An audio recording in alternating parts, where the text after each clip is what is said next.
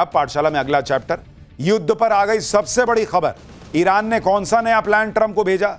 War खत्म हो जाएगी क्या? स्ट्रेट ऑफ हॉर्मूज पर अब क्या चल रहा? पेट्रोल और सस्ता होने वाला या कीमत बढ़ने वाली है? अब इसका चैप्टर। ईरान अमेरिका के बीच क्या चल रहा है, इसको लेकर किसी को कुछ समझ में नहीं आ रहा। युद्ध तो रुका हुआ है, सीज फायर चल रहा है, लेकिन युद्ध खत्म कब होगा ये कोई नहीं जानता। ईरान और अमेरिका दोनों अड़े हुए हैं, इसलिए कोई बातचीत भी नहीं ढंग से हो पा रही। लेकिन आज आपको बताऊंगा कि ईरान ने कौन सा नया प्लान ट्रंप को भेजा है जो वॉर खत्म करवा देगा क्या। क्योंकि आप देखिए, ईरान के विदेश मंत्री 48 घंटे में 3 बार पाकिस्तान जा चुके हैं। पाकिस्तान वो जगह है जहां अमेरिका और ईरान के बीच पहली बार बातचीत हुई। ईरान के विदेश मंत्री इसी बीच रूस गए थे, वहां से लौटकर फिर पाकिस्तान चले गए और उधर ट्रंप को एक नया प्लान भिजवा दिया। आज इन सब के बारे में आपको बताऊंगा कि 48 घंटे में 3 बार पाकिस्तान गए क्यों, ट्रंप को नया प्लान भिजवाया क्या है, और साथ ही स्ट्रेट ऑफ हॉर्मूज में क्या चल रहा है। क्योंकि स्ट्रेट ऑफ हॉर्मूज का मामला सिर्फ ईरान अमेरिका का तो है नहीं, दुनिया का तेल गैस संकट वहीं पर है। भारत में पेट्रोल डीजल की कीमत को लेकर अब क्या कहा जा रहा है, एयरलाइंस कंपनियां किस तरह से पैनिक में आ गई हैं, राहुल गांधी ने क्या कह दिया है तेल और पेट्रोल और डीजल की कीमत को लेकर। अमेरिका और ईरान के बीच जो बड़ी हलचल मची है, पहले उसका एक ट्रेलर देखिए, फिर पूरी बात बताता हूं।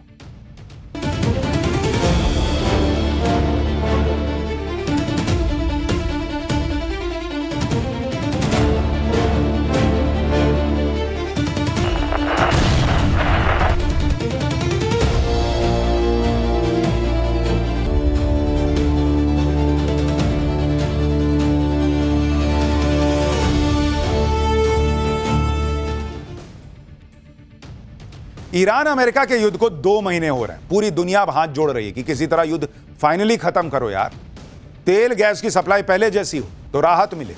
लेकिन यह तभी होगा जब ईरान अमेरिका किसी डील के लिए मानेंगे।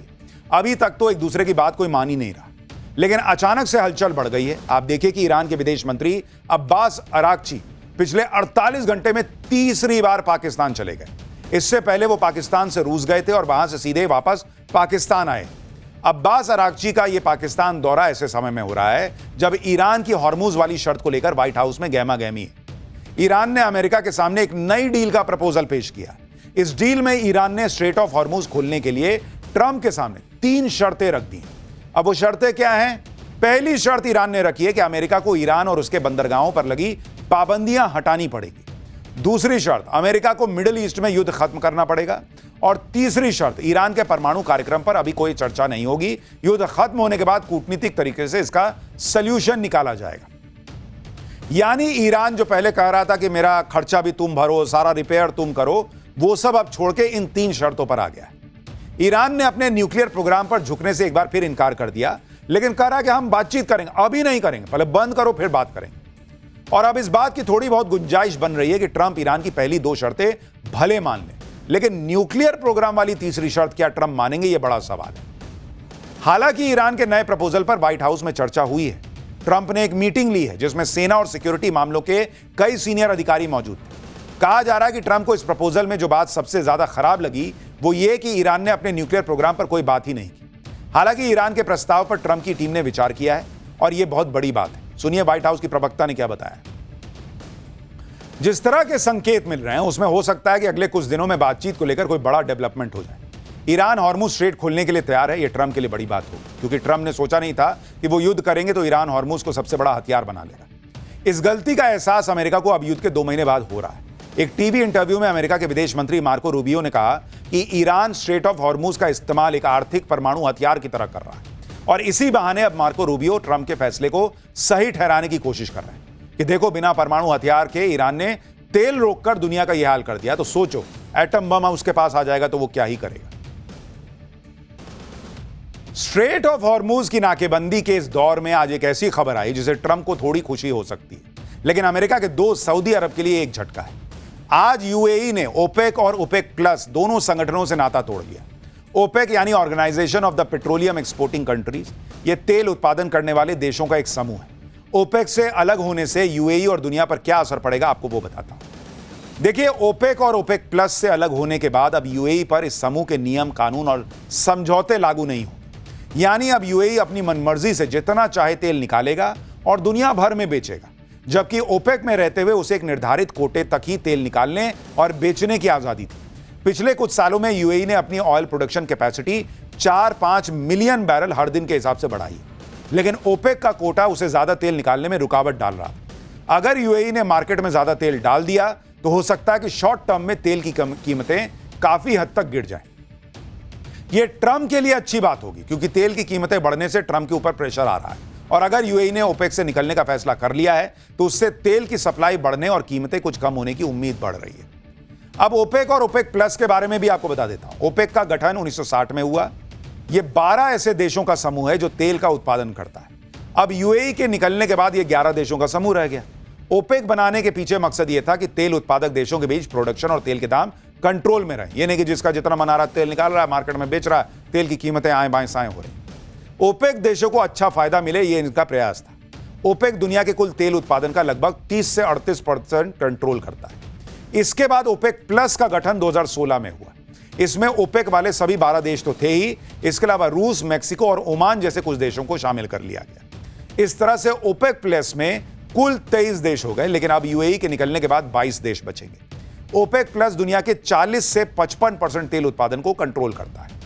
तो मतलब यह समझिए कि ओपेक छोटा ग्रुप है और ओपेक प्लस उससे बड़ा और ज्यादा पावरफुल वर्जन है। ओपेक से बाहर निकलने का फैसला यूएई ने तब लिया जब फिर से दुनिया में तेल गैस के बड़े क्राइसिस की बात होने लगी। ईरान ने स्ट्रेट ऑफ हॉर्मुज 2 महीने से बंद कर रखा है और उधर अमेरिका ने ईरान की नाकेबंदी करके मुसीबत और बढ़ा दी। इन सब के बीच तेल गैस का संकट और बढ़ता जा रहा है। स्ट्रेट ऑफ हॉर्मुज का हाल यह है कि वहां पर जहाजों के आने जाने पर बड़ा रिस्क है। भारत ने स्ट्रेट ऑफ हॉर्मुज में कमर्शियल जहाजों पर हमलों को लेकर संयुक्त राष्ट्र में कड़ा संदेश दिया। भारत ने कुछ दिन पहले हॉर्मुज में जहाजों पर हमले की कड़ी निंदा की। बैठक में भारतीय नाविकों की मौत पर चिंता जताई। भारत ने कार्गो शिप पर हमले को नामंजूर बताया। कहा कि अंतर्राष्ट्रीय सीमा में सुरक्षित समुद्री मार्ग जल्द बहाल होना चाहिए। उधर हॉर्मुज में ईरान की नाकेबंदी से समंदर में सैकड़ों जहाज अब भी फंसे हैं। इन जहाजों पर कम से कम 20,000 नाविक सवार हैं और ये नाविक हॉर्मुज के खुलने का इंतजार कर रहे हैं।